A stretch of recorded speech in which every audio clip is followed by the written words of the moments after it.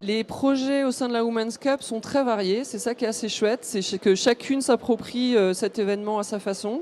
Donc on a la chance d'avoir des athlètes de niveau qui sont parmi nous, qui permettent, comme on navigue sur des J80 en monotypie, de naviguer bord à bord avec des filles qui ont beaucoup d'expérience. Donc ça fait progresser les filles amatrices.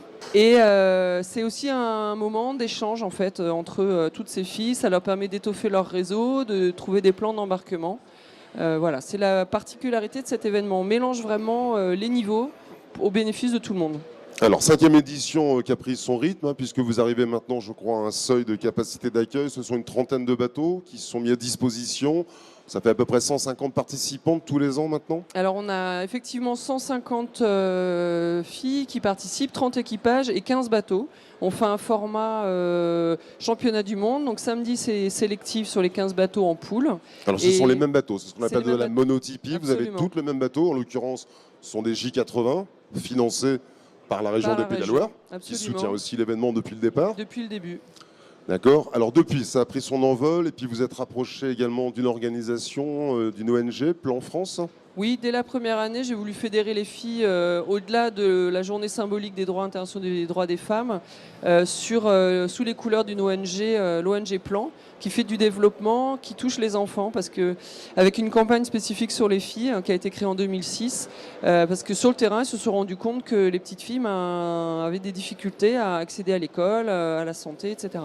Alors ça se déroule à Pornichet. La prochaine édition, ce sera le 7 et 8 mars 2015. Vous travaillez avec un club local, j'imagine ? Oui, on travaille avec l'APCC Voile Sportif, qui est le club organisateur, qui est un club qui a les capacités d'accueillir techniquement un événement de cet ordre, parce qu'il faut mettre 15 bateaux à disposition, parce que nous fournissons les bateaux aux compétitrices. D'accord, elles s'entraînent avant un petit peu, les bateaux sont mis à dispo, elles connaissent ce support? Alors pour celles qui ne connaissent pas le support, on a mis en place des week-ends d'entraînement spécifiques pour les filles pour qu'elles se retrouvent et qu'elles échangent sur leur pratique et leur façon de gérer le bateau.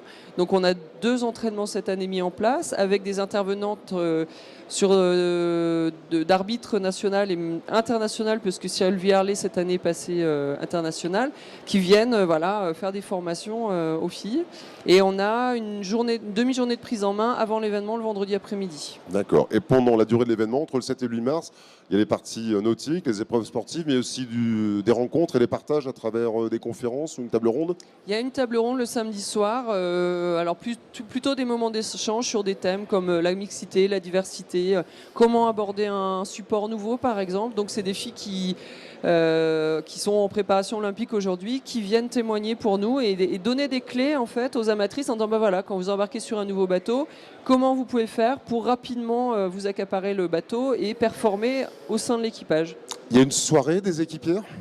Il y a une petite soirée entre nous qui est... Toujours anonyme, on ne sait jamais où c'est, ça se passe par réseau. Non, on n'est pas là, on est au Pareil club. qu'il y a Pornichet, tout le monde cherche à savoir, mais où la soirée des équipages de la Women's Cup? C'est pourtant pas difficile, il y a 150 filles en t-shirt rose, alors je sais pas comment dire de mettre... Oui, il paraît que toutes les filles de Pornichet s'habillent en rose ce soir-là. Absolument, donc, et on reste au sein du club, donc ça reste un moment convivial, le dîner est juste après la table ronde, donc les échanges continuent, voilà. D'accord, les garçons peuvent venir? Absolument, on a besoin de plein de bénévoles. Écoute, je me suis déjà exprimé tout à l'heure, mais je peux vous dire que la question se pose dans notre calendrier, c'est quand la Women's Cup? Ça fait partie, alors j'ai bien entendu, c'est au mois de mars, du 6 au 8, et ça fait vraiment partie de ces épreuves qui ont pris leur place dans le calendrier, parce qu'il y a une équipe, c'est pas un hasard, qui prépare, qui anticipe, qui cumule énormément de valeurs, et toutes ces valeurs ensemble font que l'épreuve a un retentissement qui aujourd'hui est national. Donc continuez sur le chemin, vous êtes impressionnantes mesdames, trouvez les partenaires qui vont bien parce que ensemble on est plus fort, et faites-nous une édition au moins équivalente à la précédente, ce qui est déjà un sacré challenge. Merci à vous. Plus d'infos et plus d'actu nautiques sur les Pays de la Loire, la région de la nouvelle économie maritime sur son site paysdelaloire.fr.